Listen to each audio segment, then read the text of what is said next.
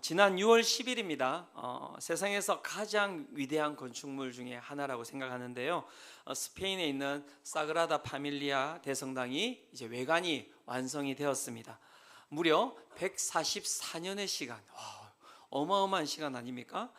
시간을 걸쳐서 지어졌던 이 성당이 가우디 서거 100주년을 맞아서 성당 최고의 이 첨탑입니다. 18개의 첨탑인가가 있는데 그 가운데서 예수 그리스도의 탑이 이제 완공이 된 것입니다. 그 탑이 제일 높은 탑이거든요.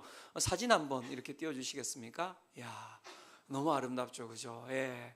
그래서 18개의 탑 중에서 가장 높은 탑, 십자가가 위에 다 이렇게 얹힘으로 말미암아 이 이제 외관이 완성되었다, 이렇게 이야기를 하는데요.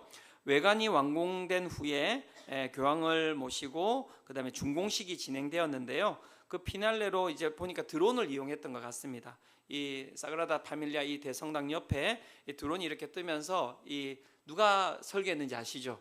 네, 가우디라고 하는 사람이 설계했는데 이 가우디의 얼굴이 이렇게 나오면서 그 가운데 가우디의 얼굴이 딱 사라지는데요. 그 가운데 이 가우디의 이 건축 철학이라고 이야기합니다. 카탈루냐어로 먼저 사랑, 그 후에 기술이라는 문구가 이렇게 딱 뜨더라고요. 그래서 이 사람이 이 성당을 갖다가 건축할 때, 설계할 때 어떤 마음으로 하였는가가 그 문구에 딱 나와 있는 것이죠. 먼저 사랑, 그 후에는 기술. 자, 이 짧은 문장이지만 이 짧은 문장이 무엇을 의미하는 것일까 제가 곰곰이 생각을 해봤는데요. 다른 게 아니더라고요. 제가 건축을 잘 모르지만 이 가우디라고 하는 이 건축가는 건축물이 대부분이 자연을 갖다가 본따서 설계하고 만들었다고 합니다. 그래서 나중에 스페인 가시면 바르셀로나 이렇게 꼭 한번 이렇게 가보시기 바랍니다. 네, 뭐 다들 못 나가세요 이런 얼굴이. 네. 그래서 그런데 이 가우디라고 하는 이 건축가가 왜 이런 얘기를 했을까? 다른 것이 아니라 인간의 기술이 아무리 뛰어나다 하더라도, 인간의 기술이 아무리 탁월하다 하더라도, 인간의 창의력이 아무리 그 가운데 위대하다 하더라도 이 자연을, 천지 만물을 만드신 하나님한테는 쫓아갈 수 없는 거예요. 그래서 먼저는 사랑, 먼저는 하나님이라는 것입니다. 하나님은 사랑이시니까요. 그리고 그 가운데 인간의 기술이, 그 후에 인간의 기술이 있다라고 이야기를 하고 있는 것이죠. 그는 하나님을 경외하는 자였던 것 같습니다. 하나님을 사랑하였던 자 같습니다. 그래서 정말 그 성당 가운데는 정말 그 하나님을 경외하고 하나님을 사랑하고 하나님을 존중하는 그 모든 것들이 그 성당에 다 녹아 있더라고요.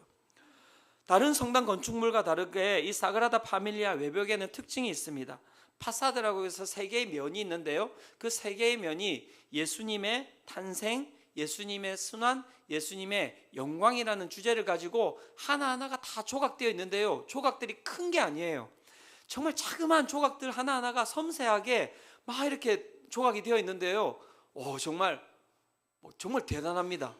지금 시선들이 너 가서 봤냐? 뭐 이런 시선이에요. 사진 띄워주시겠습니까? 제가 찍은 사진입니다, 여러분.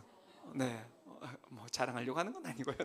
그래서 정말 그 모든 면에 저 깜짝 놀랐던 게 뭐가 저렇게 면이 지저분하지, 저는 그렇게 생각을 했는데 가봤더니 하나하나가 다 그 성경에 나오는 이야기들을 이렇게 조각을 다 해놓은 거예요. 이 조각은 이제 그 동방박사 밑에 보이죠, 세 사람이? 동방박사 세 사람이 어떻게 태어난 예수님께 경배드리고 있는 예수님의 탄생의 파사드 측면입니다. 그래서 모든 그 벽면을 이렇게 조각을 해놨는데, 그렇게 해놓은 이유가 뭐냐면 이 성당을 갖다가, 자 이제 내려주셔야 됩니다. 성당을 한 바퀴만 돌아도 어떻게 해요? 성경을 읽는 것과 같은 효과를 주기 위해서 가우디가 그렇게 설계를 했다는 거예요. 그리고 그가 성당을 건축할 때 이 세상에서 가장 높은 성당을 만들고자 했다고 합니다. 이 사그라다 파밀리아가 완성되기 전까지 가장 높은 성당은 어떤 성당이냐면 독일에 있는 쾰른 성당이 가장 높은 성당이라고 합니다. 그 높이가 161.5m인데요. 이 사그라다 파밀리아의 높이는 그보다 11m 높은 172.5m를 갖다가 이렇게 측정해서 이렇게 지었다고 합니다. 그런데 여러분 좀 궁금하지 않습니까? 왜냐하면 높이 지으려면 훨씬 더 높이 지을 수 있잖아요. 뭐 11m만 높이 지을 게 아니라 뭐 180m, 190m, 뭐 200m 이렇게 높이 지을 수 있는 그러한 기술이 있거든요. 그런데 왜? 이 쾰른 성당보다 11m 높은 172.5m의 높이로 이 성당을 지었을까요? 문제. 아시는 분? 네. 궁금하시죠? 그 이유는 다른 것이 아니라 이 바르셀로나에서 가장 높은 언덕이 있는데요, 이 몬주익 언덕이라고 하는데 여러분 아십니까? 몬주익 언덕 어디선가 들어본 기억이 있으시죠? 1992년 그 바르셀로나 올림픽 그때 누구입니까? 황영조가 땀을 흘리면서 어디 언덕을요? 몬주익 언덕을 이렇게 막 달려갔던, 이걸 끄떡이시는 분들은 연식이 오래되신 분들이십니다. 그죠? 네. 이렇게. 예. 그 몬주익 언덕. 그 언덕이 바르셀로나에서 가장 높은 언덕인데 그 언덕의 높이가 173m예요. 그러니까 이 가우디는 인간은 신이 만든 자연과 경쟁해서는 안 된다라는 철학을 가지고 그 몬주익 언덕, 하나님이 창조하신 그 언덕보다도 50cm 낮게 이 인간의 건물을 지었다는 거예요. 제가 그 이야기를 듣는데 너무 감동이 되는 거예요. 또 저만 감동하고 있네요. 그죠? 너무 감동이 되는 게, 이 사람이 하나님을 얼마나 경외하고 있는지. 그죠? 인간이 아무리 높아져 봤자 그 가운데 하나님보다 높아질 수 없는 존재입니다라고 그의 고백이 이 성당의 이 건축물 가운데 들어가 있더라고요. 그리고 그는 하나님의 자연을 너무 사랑했던 것 같습니다. 그래서 그 사그라다 파밀리아 그 성당 안으로 들어가면요, 그 모든 기둥들이 나무처럼 되어 있고, 그 다음에 그 밖에서 창을 통해서 빛이 들어오는데요, 그 모든 빛이 숲에서 이렇게 빛이 이렇게 나무들을 통해서 이렇게 스며 들어오는 것처럼 그렇게 이제 성당을 만들어 놓은 것이죠. 그러니까 그 자연 가운데 들어와 있는 것처럼 그런 환경을 만들어 놓고 그 가운데 어떻게 해요? 하나님을 만나기를 바라는 마음으로 그런 성당을 만든 것이다. 그렇게 이야기를 하고 있는 것입니다. 그 공간 가운데서 그가 끊임없이 그 공간을 갖다가 설계하면서 기대했던 바는 무엇일까요? 다른 것이 아닐 것입니다. 하나님, 내가 만드는 이 성당을 통해서, 내가 설계한 이 공간을 통해서 살아계신 하나님께서 영광받아 주시옵소서. 그래서 18개의 그 수많은 첨탑 가운데서 가장 그 가운데 높은 탑도 또한 무엇입니까? 예수 그리스도의 탑이라고 이야기하는 것이죠. 십자가가 그 위에 가장 높여지기를 바랬던 것이죠. 그 임재를 위해서 144년이라는 시간, 그리고 그 가운데 들어간 여러분 비용은 5천억이라는 비용이 들어갔고요. 그 가운데 144년의 기간 동안에 8명의 그 위대한 건축가들이 그 가우디가 죽은 이후에 계속해서 그 건물을 짓기 위해서 노력했다는 것입니다. 하지만 여러분 기억하셔야 될 게 있습니다. 가우디는 그 건물을 지으면서 그 건물에 하나님의 임재가 있기를 바란 것이죠. 하지만 여러분, 하나님의 임재는 건물에 임하는 것이 아닙니다.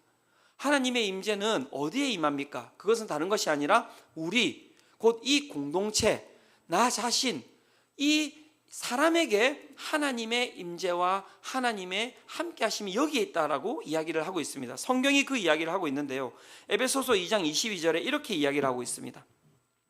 너희도 성령 안에서 하나님이 거하실 초소가 되기 위하여 그리스도 예수 안에서 함께 지어져 가느니라.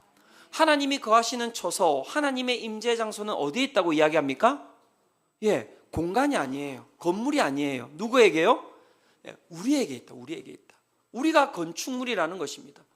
우리가 곧 다른 얘기로 하면 성당이라는 거예요. 그렇다면 여러분 물어볼 필요가 있죠.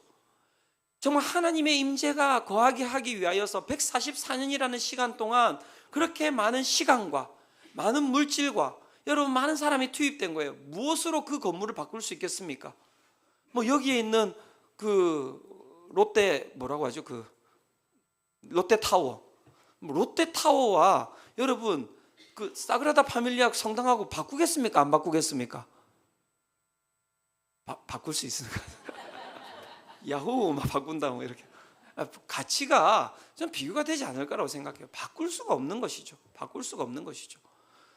건물은 또 지을 수 있을 거예요. 하지만 144년이라는 그 시간은 어떻게 만들어낼 것이냐고요.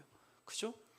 그런데 여러분 건물을 그렇게 짓는데 정말 하나님이 임재하시는 것은 우리 몸이라고 하는데요, 우리 공동체라고 하는데요, 이 교회라고 하는데요. 여러분, 우리는 이 교회를, 이 공동체를, 우리 몸을 어떻게 지어가고 계십니까? 물어보셔야 돼요. 어떻게 지어가고 계십니까? 교회가 세속적이고 천박하여졌다라고 많은 사람들이 이야기합니다. 왜 그런 얘기가 나오는 것일까요? 교회 건물을 보고 이야기하는 것이겠습니까? 그렇지 않죠. 하나님이 거하시는 곳이 여러분 우리 공동체인데, 세상 사람들이 이 공동체를 바라보면서 참 세속적이다, 참 천박하다라고 이야기를 하는 것이죠. 그것은 다른 것이 아니라 우리가 잘못 지어지고 있다라는 이야기를 하고 있는 것이죠.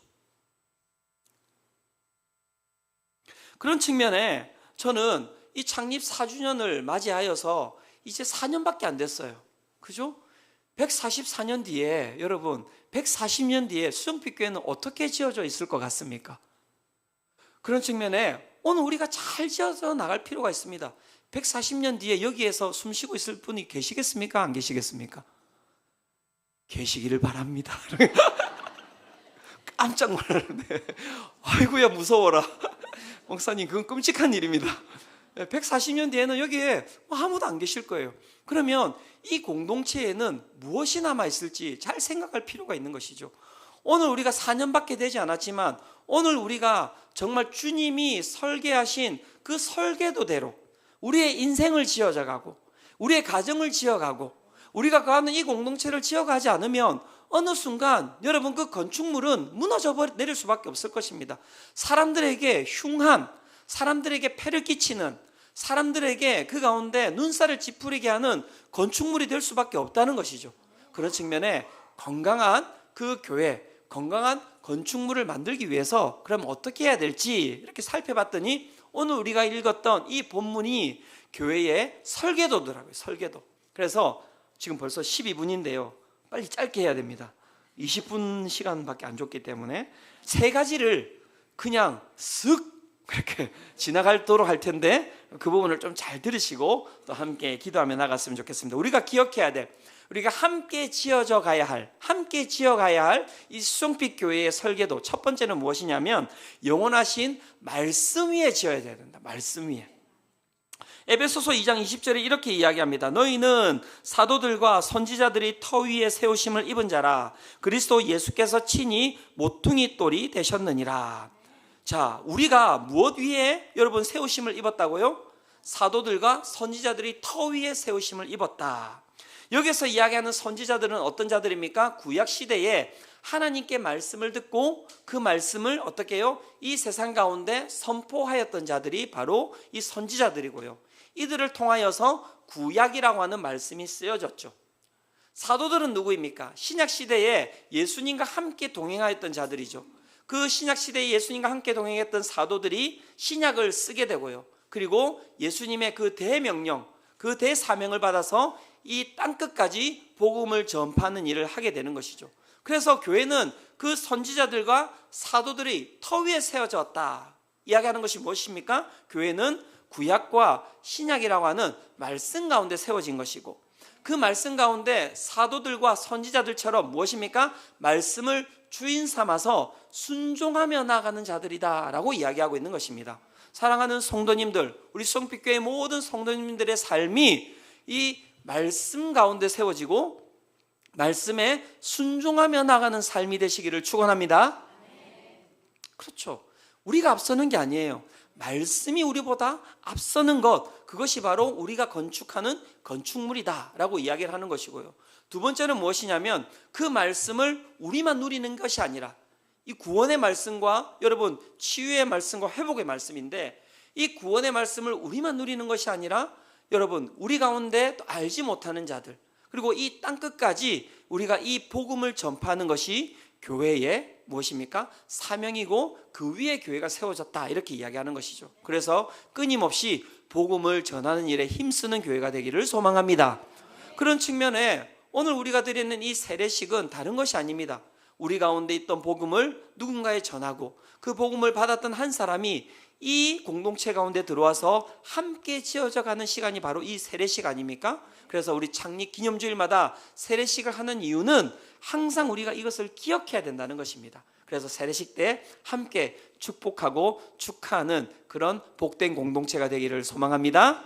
두 번째 기억해야 될 것이 무엇입니까? 두 번째 기억해야 될 것은 예수 그리스도를 본받아야 한다는 것입니다. 예수 그리스도를 본받아야 한다는 것입니다. 에베소서 2장 20절에 다시 한 번 더 읽어보겠습니다. 이렇게 이야기합니다. 너희는 사도들과 선지자들의 터 위에 세우심을 입은 자라. 그리스도 예수께서 친히 모퉁이 돌이 되셨느니라. 우리가 건축물인데 이 건축물이 무엇입니까? 예수 그리스도라고 하는 이 모퉁이 돌과 함께 연결되어 있다는 것입니다. 이 모퉁이 돌, 코너스톤이라고 하는데요. 이것은 무엇입니까? 건축물을 지을 때는 항상 이 모퉁이 돌이 제일 중요하대요. 그래서 이 기초석을 갖다가 딱 이렇게 박아 놓은 다음에 그 다음에 건축물을 갖다 이렇게 열을 맞춰서 이렇게 짓는다고 합니다. 그래서 이 기준점이 없으면 어떻게 해요? 건물이 삐뚤빼뚤해지거나 그 기반이 허약해져서 어쩌면 건축물 잘 모르니까 그죠? 이게 잘 맞지 않아서 무너질 수가 있는 것이겠죠. 그래서 모든 돌들은 어디에 기준을 맞추게 되어 있냐면 이 모퉁이 돌의 기준을 맞추게 되어 있다는 것이죠. 즉 우리가 어떻게 살아야 된다는 것입니까? 그리스도인의 삶, 그리스도인이 그 가운데 세워가는 그 삶의 핵심은 무엇이냐면 우리의 모든 기준이 예수 그리스도의 인격과 예수 그리스도의 그 사역에 우리의 모든 기준이 맞춰져야 한다는 거예요. 그래서 죽는 그날까지, 주님 다시 오시는 그날까지 우리 모든 성도님들의 인격이 예수 그리스도의 인격으로 닮아가시기를 소망합니다. 그리고 예수 그리스도의 사역, 그것이 무엇입니까? 다른 게 아니에요. 치유. 예수님께서 돌아가신 모든 것에 치유가, 회복이, 생명이, 능력이 거하였던 것이죠. 그래서 오늘도 우리가 소망해야 되는 것은 무엇이냐면 주님, 내가 걸어가는 모든 길 가운데서 주님의 그 사역이 동일하게 임하게 하여 주시옵소서. 그죠? 그것을 갖다가 우리가 소망하며 나아가는 거예요. 30년 뒤에도 40년 뒤에 50년 뒤에 정말 우리 옆에 있는 분들이 딱 바라보면 야 정말 나를 갖다가 한 바퀴만 돌아도 그죠? 나를 그냥 한 바퀴 돌았는데 예수님이 보여요. 그래야 되는 거예요. 그죠? 딱 한 바퀴 돌았는데 그냥 막 봤더니 그냥 얼굴은 세상 근심 걱정과 염려로 가득하고 막 그냥 보니까는 어우 정말 난 당신 보고 주님 안 믿어야 되겠다. 이런 삶이 되어서는 안 되는 거죠. 옆에 이렇게 곁눈질로 살짝 이렇게 보시겠습니까? 확 보시면 서로 부담스러우니까 안 되고요. 뭐가 보이십니까? 주님이 보이셔야 돼요. 옆에 있는 분을 보니까 예수 그리스도의 인격이 보이고, 야 이분을 보니까는 예수 그리스도의 그 치유와 회복이 보이고, 나 이분과 함께하고 싶네. 그런 마음이 들어야 되는 것. 그것이 바로 여러분 우리 성도들의 삶이다. 이렇게 이야기를 하고 있는 것이죠. 교회가 오래되면요, 오래될수록 이상한 일이 많이 일어난다고 합니다. 그죠? 막 70년, 80년 되면 그 가운데 우리 집에서 장로가 지금 2명째 대를 이어서 장로가 나오고 있는데, 그래 되면은 이제 어떤 일이 벌어지냐면 그 가운데서 이 지분이 생기는 거예요.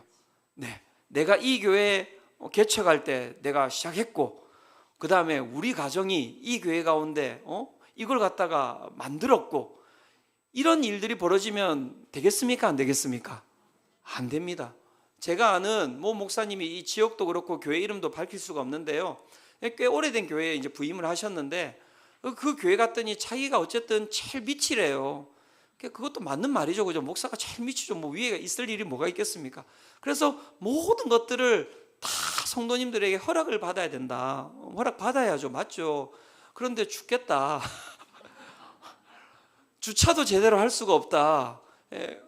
이 교회를 갖다가 관리하는 집사님이 지금 대를 이어서 이 교회에서 교회를 관리하고 계신데 주차를 함부로 할 수가 없다는 거예요. 이분한테 꼭 허락을 맡아야 된답니다. 그래서 그 지역에 갈 일이 있어가지고 그 이제 목사님한테 전화를 해가지고 좀 들어가서 이 주차하고 좀 볼일 보고 가도 되겠냐고 이렇게 어떤 목사님께서 여쭤봤더니 안 돼. 왜요? 왜 안 됩니까? 그 주차장도 있고 한데.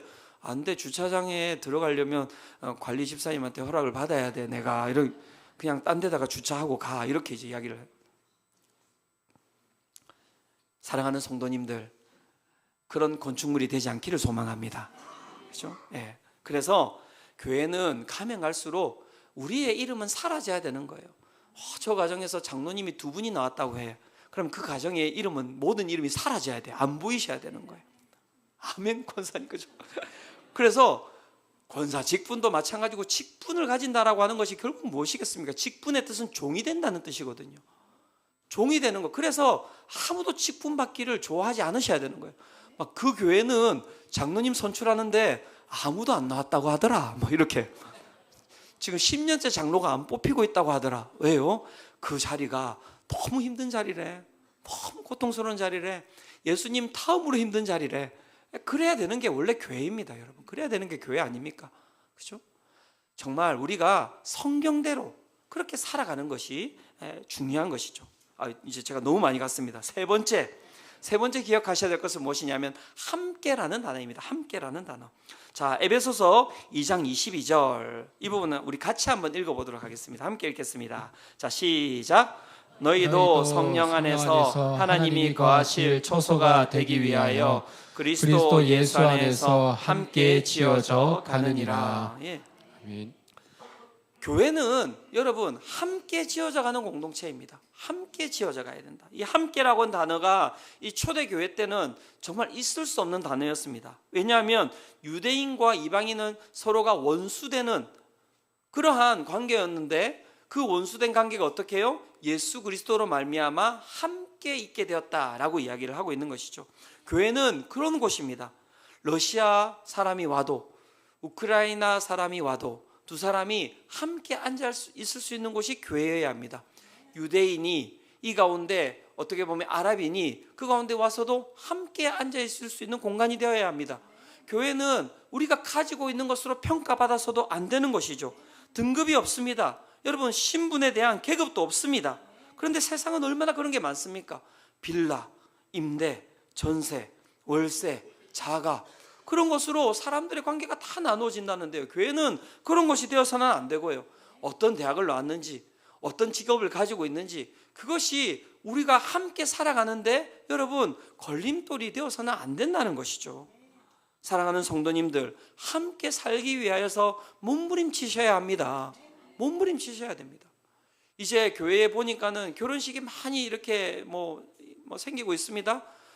정말 감사한데요. 그 결혼식이 많다 보니까 그 가운데 여러 가지 이제 교회 가운데 복잡한 관계들이 생기기 시작합니다. 지금 시어머니와 이제 며느리들이 이제 여기 이제 있게 되고요.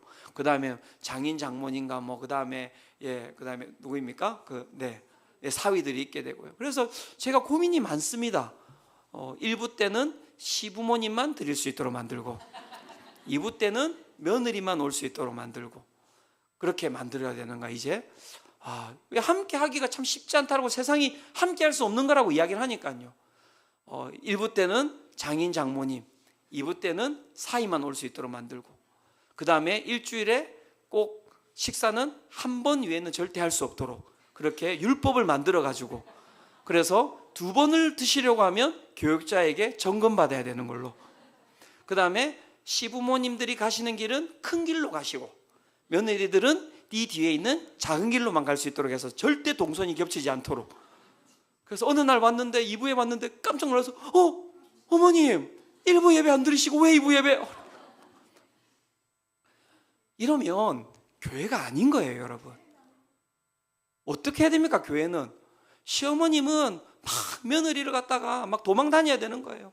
아이고 며느리 빨리 도망가야지 막 도망가고 있으면 며느리가 시어머니 딱 보고 어머니 어디 도망가세요 하면서 며느리는 막 잡으러 다니고 막 같이 가야 된다고 막 어머니 어디 가세요? 나라 나는 빨리 가야 된다.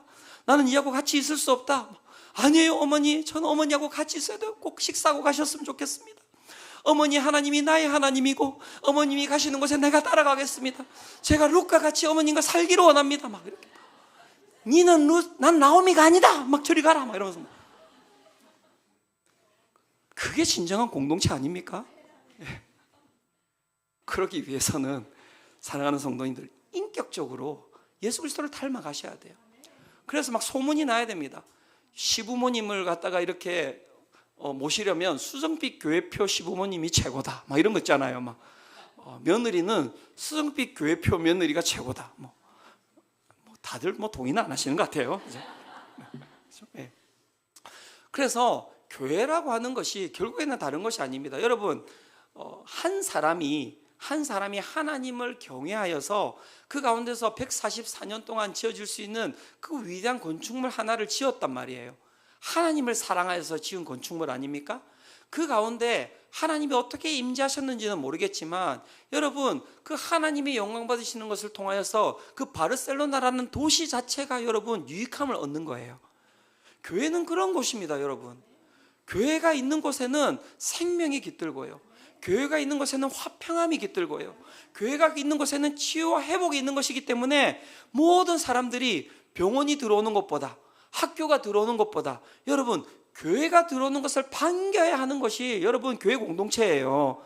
140년 뒤에 여러분 교회가, 이 수영표 교회가 어떻게 자라고 있을 것인지 여러분 오늘 우리가 살아가는 삶이 너무나 중요합니다. 사랑하는 성도님들, 140년 뒤에 살 것 같습니까? 못 살 것 같습니까? 여기 아무도 없을 거예요. 그러면 우리가 살았던 삶의 이야기만 이 교회에 남아있을 것입니다. 어떤 이야기가 남아있을 것입니까? 주은석 목사라고 하는 사람이 100년 전에 있었대요. 그런데 그 사람 진짜 자기중심적이고 자기 먹고 싶은 것만 맨날 먹고 성도들 괴롭히고 그랬던 삶을 살았더래요. 저는 이런 얘기가 정말 전달되지 않기를 바랍니다. 100년 전에 주은석 목사라고 하는 사람이 있었대요. 있는지 없는지도 모르게 살았대요. 예수님을 사랑하고 그 가운데 주님만을 바라보며 성도들을 귀하게 섬겼던 사람이라고 하더라고요. 그 삶의 모습이 100년 뒤에도 흘러가는 그러한 귀중한 삶이 되시기를 축원합니다.